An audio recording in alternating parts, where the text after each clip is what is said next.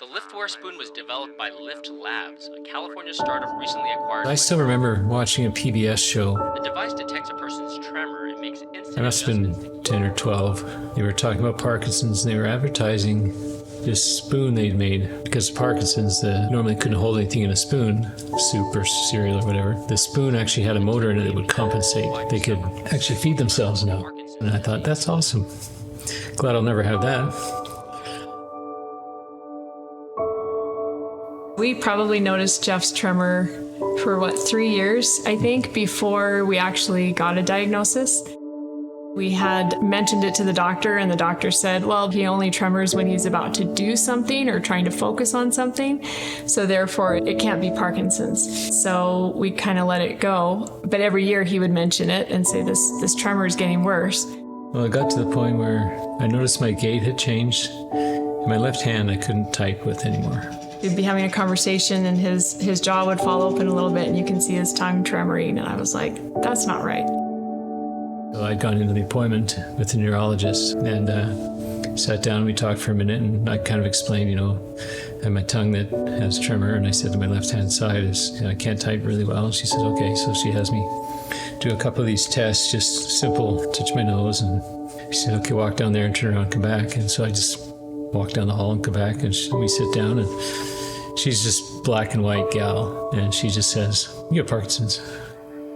It was very matter of fact, and he wasn't reacting, and so I thought, maybe Parkinson's isn't what I think it is. I was doing all of the research into the types of tremors. It's been a few years now, but every time we went in, I would say, are you sure it's not essential tremor? And I probably learned more than I wanted to know about Parkinson's in trying to prove that he didn't have it. She's not stubborn, though.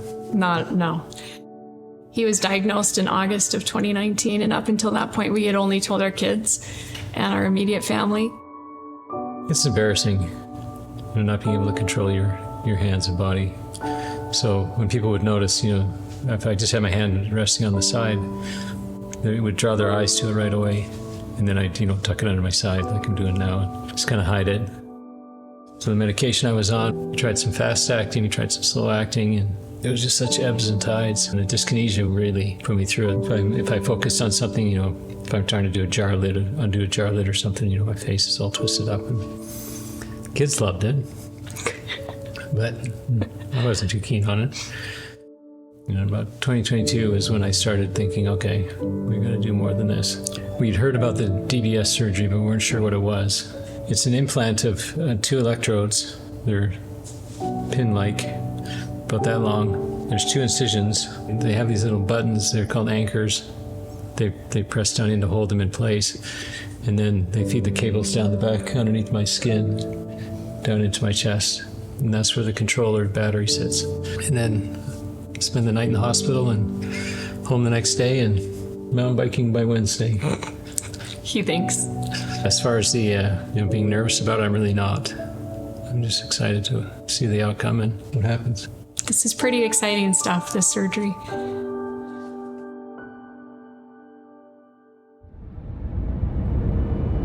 Surgery was at 7.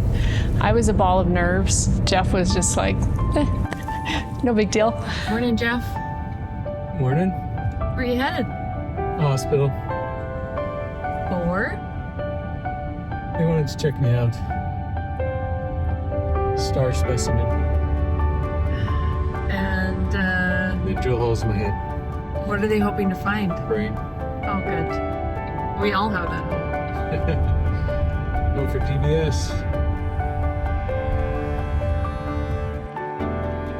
It's so dark. Come on, let's go. Get your head drilled in.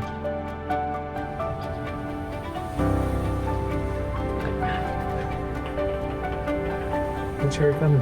It was really hard. We went to check in for the surgery, and Jeff has a hard time writing, and so I filled out all the paperwork for him. Yeah, I remember you get all the gown on and stuff, and they have you lay in bed. We were in pre-op for quite a while, it seemed. Then we had this baby come in that was the anesthesiologist. He gives you the first shot, and then that's all I remember.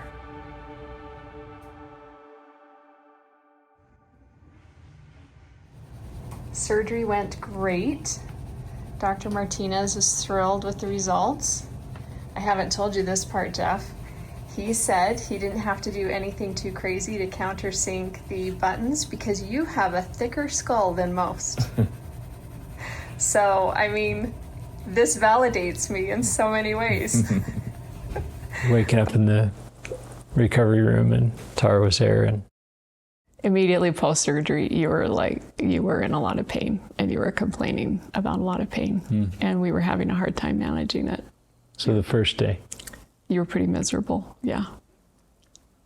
Yeah, see, I think that she's dreaming that. I think it was someone else. And when they rolled him in, he was tremoring pretty badly. They gave him one pain medication and it made the tremors worse. I had never seen him tremor like that, and that was a little intimidating to watch. We've shared with family and friends that Jeff has Parkinson's, but we hadn't really put it out into the public world. I felt like I needed all of the prayers and support. And also, this is a big deal, and so if we were ever going to share this journey, that would be a good time to do it. And so I chronicled the day in my Instagram story. That whole morning while he was in surgery, I was flooded with messages of support and love, and it was just amazing. But it was also really hard. It's going to make me cry. I survived, honey. You did.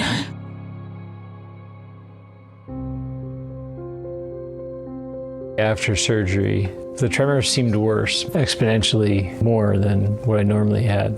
The software determines, which part of the probe to turn on and how much. We got it turned on, but it was not the right settings. So we went a couple weeks, and I called and said, this isn't right, so.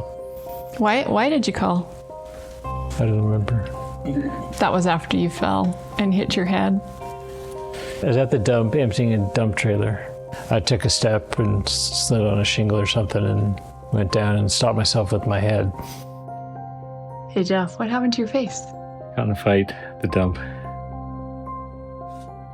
I had these big scuff marks and I'm bleeding all over the place, big bang on my head, and Tara was not impressed. He doesn't remember this, but I asked him, do you feel like you could have caught yourself pre-surgery? And he said, yes. And I said, okay, then we probably need to do something about this. So here we are waiting for the programming. How long have you been off the wagon? Let's see, I rode the bus yesterday about 5 o'clock. That's the last time I took the pills. Okay. Yeah, you just realize, but it's not uncomfortable, hopefully. Okay. So now we're gonna, so I turn it on to about probably 60-70% what I think you need. Okay, on the right side. Once it was reprogrammed, we noticed a distinct improvement. Okay, so this is for your fans. So that's the remote, Boston Scientific. And it allows you simply turn it on and it allows me to adjust the current. Oh, he pushed the button. You got a protein shake? Yeah. You didn't mix? Would you like me to hold that? So that's my party trick. It's pretty amazing what it will do, what it takes care of. And the DBS doesn't fix Parkinson's. It just takes away some of the symptoms for a while. It will still progress. I will still lose more and more capacity in that way. And there will be a point where the DBS, it does not help anymore. I'm trying to lengthen that out as long as possible. I want to continue to do the activities that I enjoy. And I'm able to do that so far, which is awesome. Yeah, I think the biggest thing is that it allows you to continue doing those things. And maybe not quite as tied to your medication. Yeah.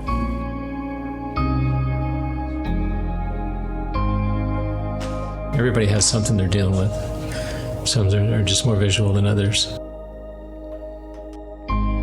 Yeah, I don't think my faith was ever shaken with it. And I know who I am and I know who my father is. And that's never changed for me. The fact that we're given trials and struggles for different reasons, and it's not because we're strong, it's not because we're weak, it's just the Lord has a plan for us, and I have full faith that He knows what He's doing. For me, it was more of just an injustice. You know, I would see Jeff playing with nieces and nephews and think, is he going to be able to be this person for our own grandkids? I thought we agreed. We had a deal. No, but I may not be able to play with them the same, but I can sure buy ice cream. Yes, you can. But it has to be Tiger. We're going to have to go a long ways to find Tiger ice cream. You're going to be road tripping with your grandkids to Canada. That'll work. I am at peace with it now. God is aware of us and what we need, what our family needs. I fully trust that God is the orchestrator of all of this, and everything will be okay. And I don't know what okay looks like, but I do know that everything will be okay.